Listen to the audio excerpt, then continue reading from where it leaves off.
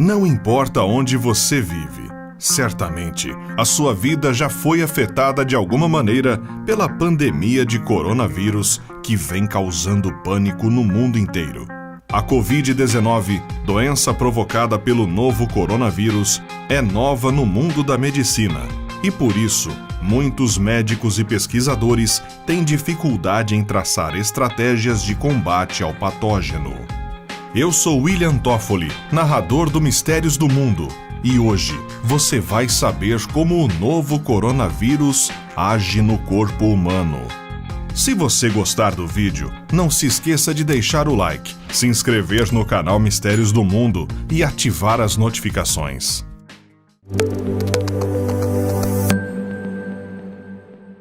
Governos do mundo inteiro vêm aplicando severas restrições em seus territórios e incentivando as pessoas a permanecerem o máximo possível dentro de suas casas para evitar que o contágio seja ainda mais veloz e mortal. Como você provavelmente já sabe, o coronavírus é altamente contagioso e passa de uma pessoa para outra a partir das gotículas que são expelidas pelo nosso corpo. Por exemplo, quando tossimos ou espirramos. Podemos contrair o vírus apenas por conversar muito próximo a alguém que esteja infectado, ou por respirar o mesmo ar de alguém que esteja portando a doença. É justamente por conta disso que a recomendação para quem não pode ficar em quarentena dentro de casa é lavar constantemente as mãos com água e sabão e usar álcool em gel quando não for possível lavá-las adequadamente. É prudente também não tocar os olhos, nariz e boca, principalmente na rua e dentro de ambientes com aglomeração de pessoas, para evitar que o vírus seja levado até as mucosas. Mas e se todas essas medidas não forem suficientes e você ainda assim acabar contraindo o coronavírus? O que vai acontecer com o seu corpo? Bem, é importante saber primeiramente que o SARS-CoV-2, o coronavírus que começou a se espalhar na China ainda no ano passado, ataca principalmente as vias respiratórias de suas vítimas. O vírus é incapaz de entrar em tudo o que vê pela frente. Ele requer uma entrada específica, mas esses parasitas invisíveis têm uma carta na manga: as proteínas Spike.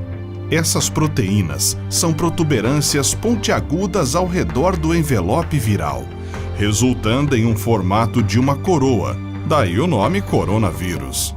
Essas proteínas conseguem se conectar com certos receptores em nosso corpo. Por isso, quando os vírus estão do lado de dentro, eles procuram por essas fechaduras nas células.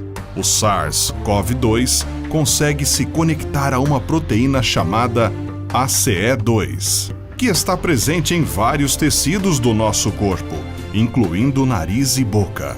E como o coronavírus tem acesso ao nosso corpo exatamente por esse sistema, ele não precisa procurar muito para encontrar suas vítimas. Assim que encontra os receptores ACEs, as spike do vírus se conectam à proteína e faz com que a célula o englobe, depositando seu material genético. E então, a festa viral começa.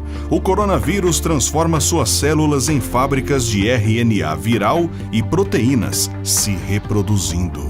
Invariavelmente, os vírus começam atacando a nossa garganta.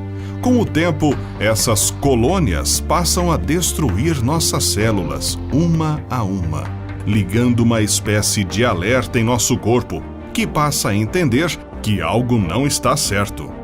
É justamente nesse momento que começam as respostas do corpo humano à infecção, que começa a se instalar. A partir de então, começam as dores de garganta, aparece a coriza e, eventualmente, acabamos desenvolvendo quadros de febre. A tosse, por sua vez, surge a partir da chegada do coronavírus em nossos tubos brônquicos, que levam o ar até os nossos pulmões.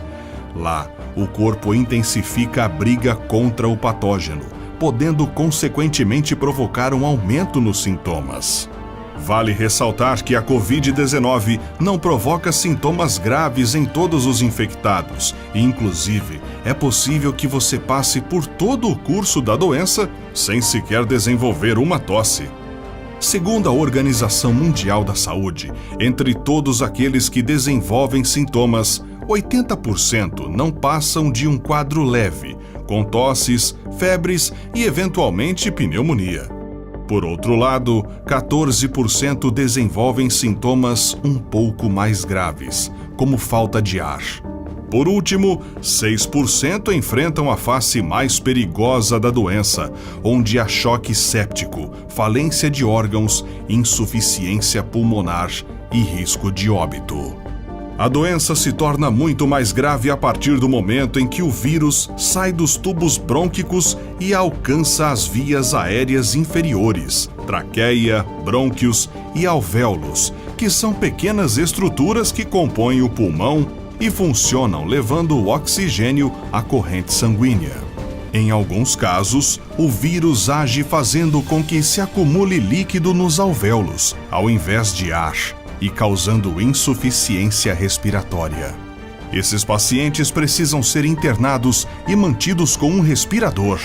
A situação pode variar de quadros mais leves, em que uma pequena parte do pulmão é afetada, até casos mais graves, quando uma grande parte dos 2 pulmões fica comprometida.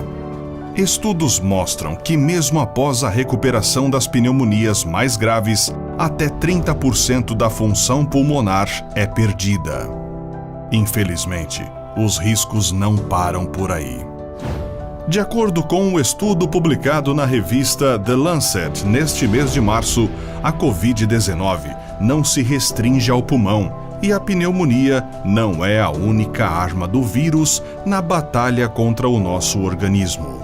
Ainda que de forma inconclusiva, a pesquisa apontou que a doença pode causar danos a outros órgãos do corpo humano, como os rins, o fígado e o coração.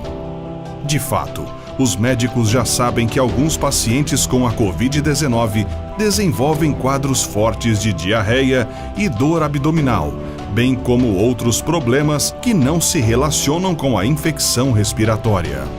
Por fim, vale lembrar que o isolamento social e as quarentenas são as ferramentas que estão mais ao nosso alcance neste momento da pandemia. Ficando em casa, você pode estar protegendo muitas outras pessoas com o sistema imunológico mais debilitado que o seu. São essas pessoas que compõem o chamado grupo de risco, que incluem idosos, doentes crônicos, fumantes e imunossuprimidos. Como as autoridades insistem em dizer, não se trata de pensar apenas na própria saúde, porém, na saúde pública como um todo. Já se sabe que, caso a população não atenda aos apelos das autoridades para que as pessoas fiquem em casa, nossos sistemas de saúde não darão conta de atender todos os infectados pela Covid-19, em conjunto com outras enfermidades.